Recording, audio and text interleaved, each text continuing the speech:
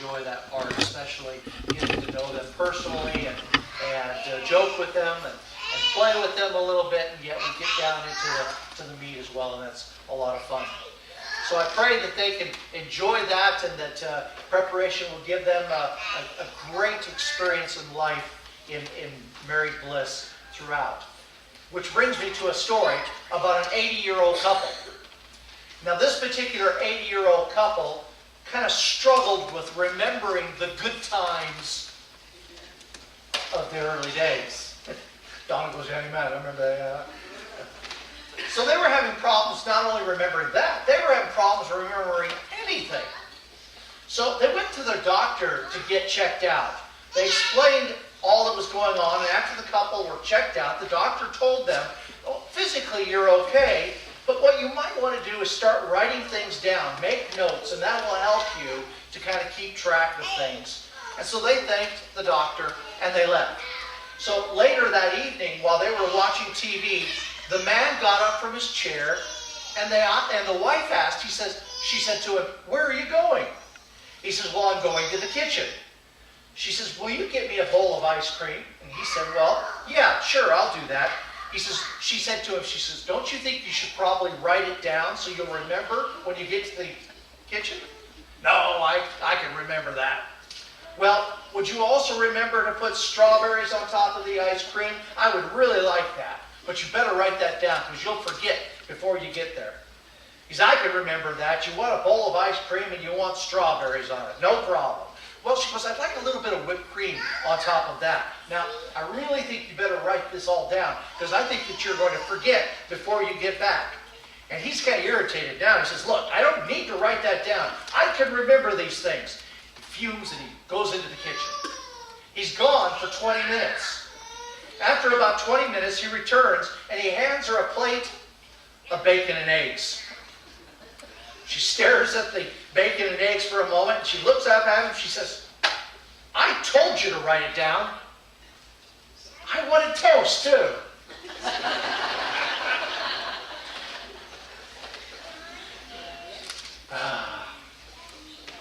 Don't you hate it? You get up, you go into the other room, and you have no idea why you just went there?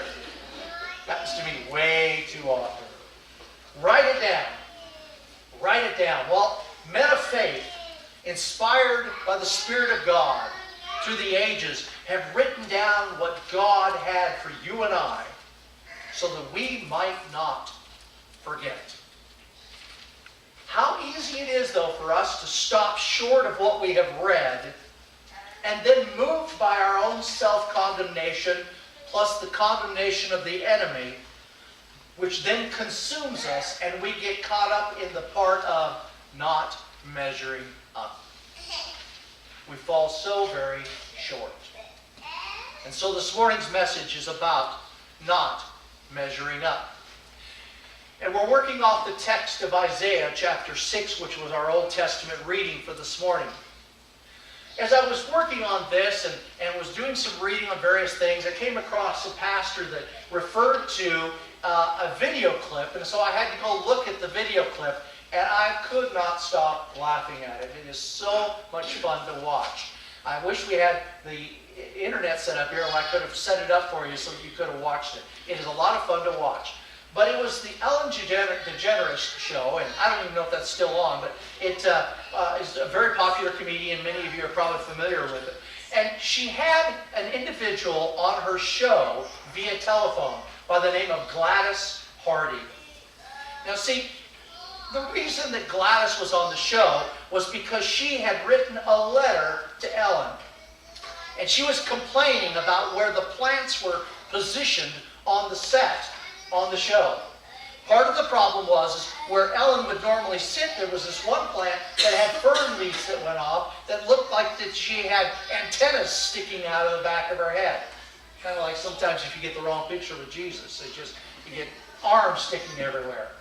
And so, so she complained about this. Well, it got Ellen's attention, and so she was talking about the show, or talking about it apparently on her show. She decided she was going to call Gladys on the telephone live on TV, which is, I guess, one of the things that she likes to do.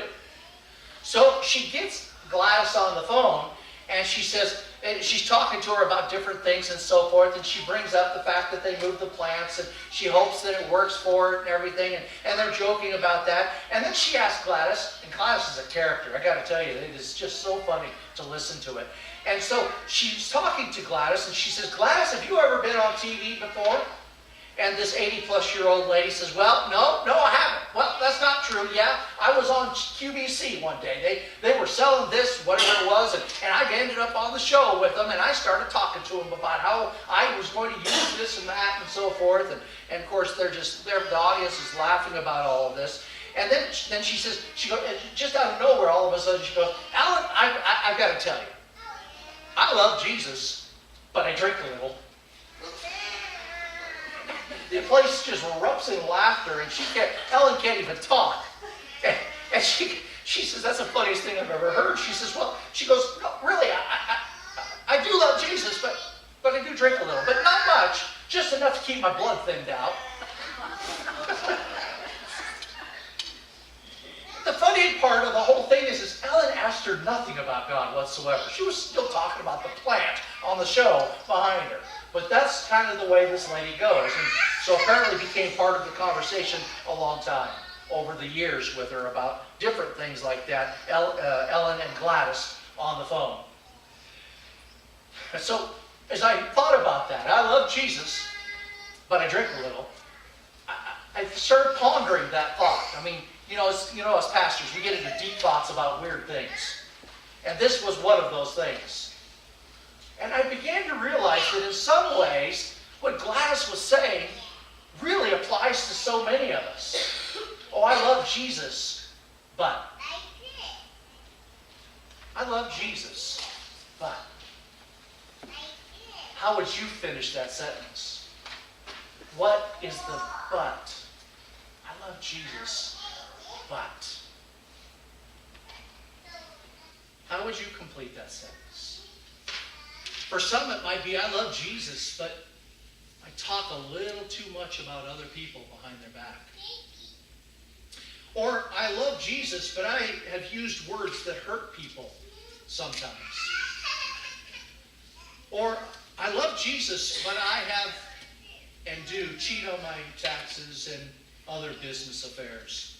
Or I love Jesus, but I don't like myself very much at all. Or I love Jesus, but I've hurt someone or others so deeply. Or someone has hurt me, and I blame myself for even letting it happen. When you look in the mirror, what do you really see? We often see something different than God, and that is what we want to look at this morning. What is it that we often see? And you can follow along in the inserts if you would like. There are many occasions when I have talked with this person or that person, and they've said to me, Pastor, I believe in God. I believe that there's a heaven, but I'm going to tell you, I don't believe I'll ever be there. I don't think I can go. And I've asked them why. And invariably, they'll say to me, because I'm not good enough. There's just too much filth in my life.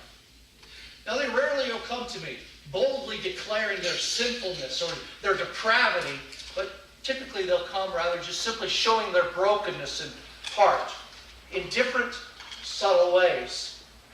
I've had people come to me, for example, seeking advice, convinced that God cannot and will not love them. I'm too sinful, they might say. I've slept with too many people. I struggle with addiction. I'm too angry, God. I'm too sad. I drink too much. I am just too unlovable. God does not want me. So I asked this morning, is there someone here this morning who, when you look into the mirror, when you really look into the mirror, into the eyes of the one who is looking back at you, Do you see someone you love? Do you see someone that can be loved by God? There are some sitting in churches throughout America and the world today, some maybe this morning here, who can't answer that with a yes. No, God cannot love this. I recall a conversation many years ago about a woman who was sitting with me, and we were talking and we were visiting, and it was a counseling type of session. As we were talking, she talked about how she had been abused when she was young at home. She continually was talked down to by her parents, told that she was stupid, told that she was no good, that she would never amount to anything. When she grew older, she married a man to get out of the house, and the result was he abused her as well. And he talked about her, and he called her all sorts of names. And she believed him. This woman went to church regularly, faithfully. She desired God. She wanted to be loved by God. But she was convinced as she sat in my office that she would never go to heaven, and she was totally sure she was never going to be good enough.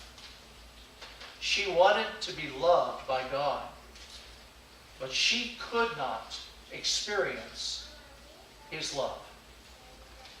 Her and I talked for a long time that day. We talked about what the love of God looked like. We talked about His amazing, wonderful grace. We talked about why Jesus came and He died for her. Eventually, after a long conversation, she looked at me with this glimmer of hope in her eyes. And she says, "Do you mean that I really can go to heaven?"